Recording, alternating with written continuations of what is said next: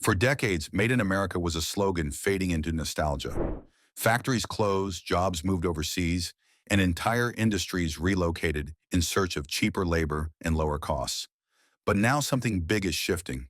The U.S. is experiencing a reshoring wave, a surge of companies bringing production, supply chains, and investment back home. From semiconductors and EV batteries to pharmaceuticals and defense equipment, America is rebuilding its industrial base, and this time, it's powered by technology, politics, and necessity. Let's break down which sectors are coming back and why. First, it's important to understand what reshoring really means. Reshoring isn't just moving a factory from China to the US. It's a strategic rethinking of where and how companies make things. It's about national security, supply chain resilience, and even branding. In a world defined by geopolitical tension and fragile trade routes, companies no longer see globalization as a guarantee. They see it as a risk. And that risk became painfully clear during the pandemic. When global supply chains collapsed in 2020, America realized how dependent it had become on foreign manufacturing. Hospitals couldn't get masks or medicine. Automakers couldn't find microchips. Retail shelves emptied. The system that had been optimized for efficiency suddenly failed under stress. Now the focus has shifted from just in time to just in case. So which industries are leading the charge back to the US? Let's start with the most obvious, semiconductors. Chips are the brain of the modern world, running everything from smartphones to fighter jets.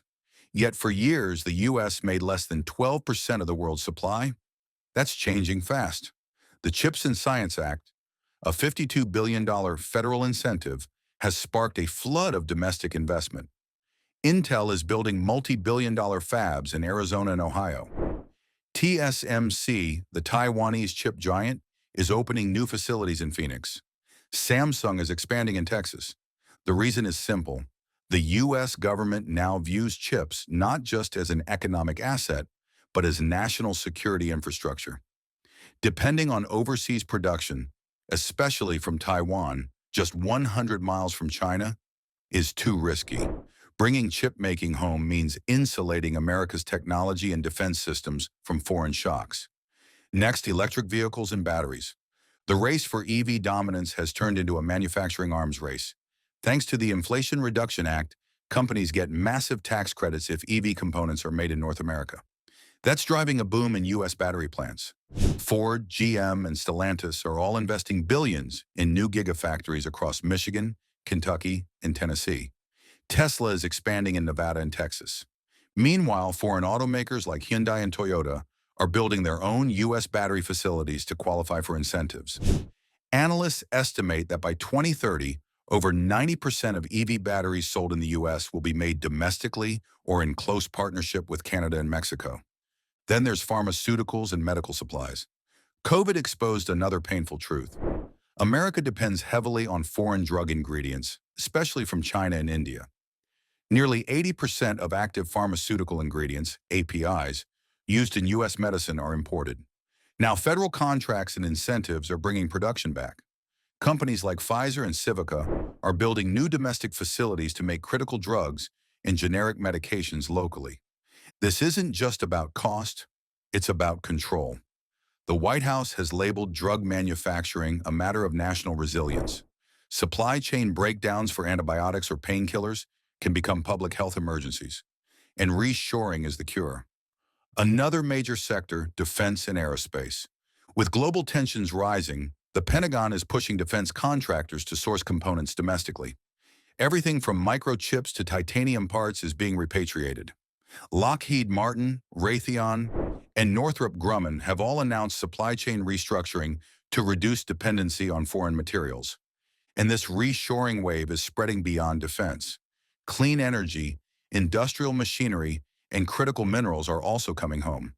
Solar panel production, for example, is booming in Georgia, Arizona, and Ohio, thanks to tariffs and subsidies designed to compete with China's dominance.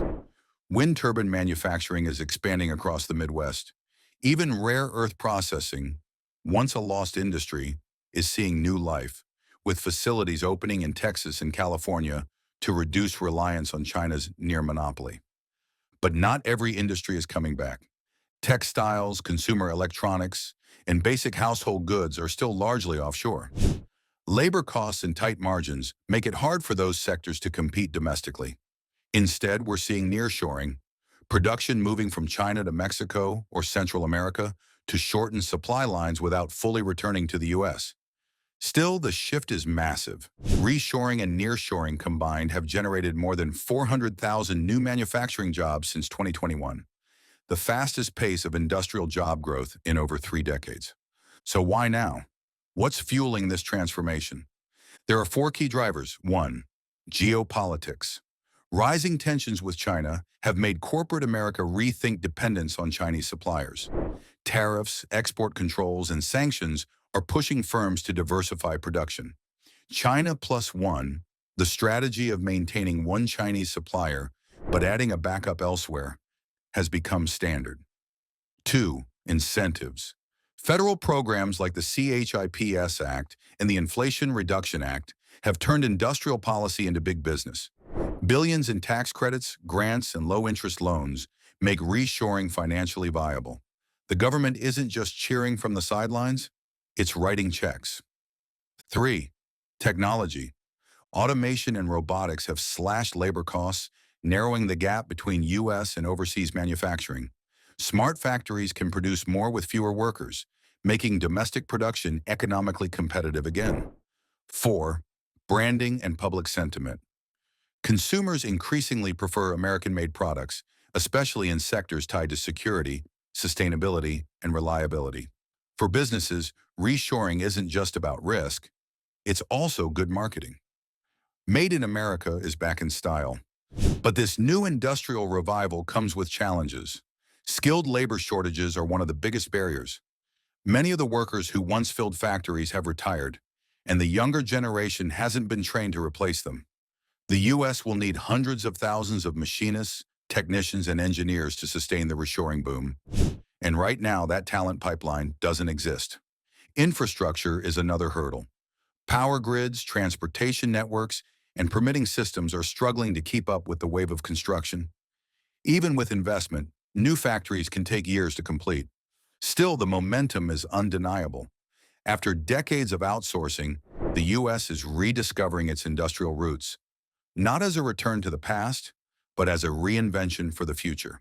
This reshoring wave isn't about nostalgia, it's about resilience. It's about protecting supply chains, securing jobs, and regaining control of the technologies that define the modern world. The question now isn't whether manufacturing is coming back to America, it's how fast it can scale and who will lead the race. Because in the 21st century, economic power isn't just about innovation, it's about location. And for the first time in a generation, that location is increasingly back home.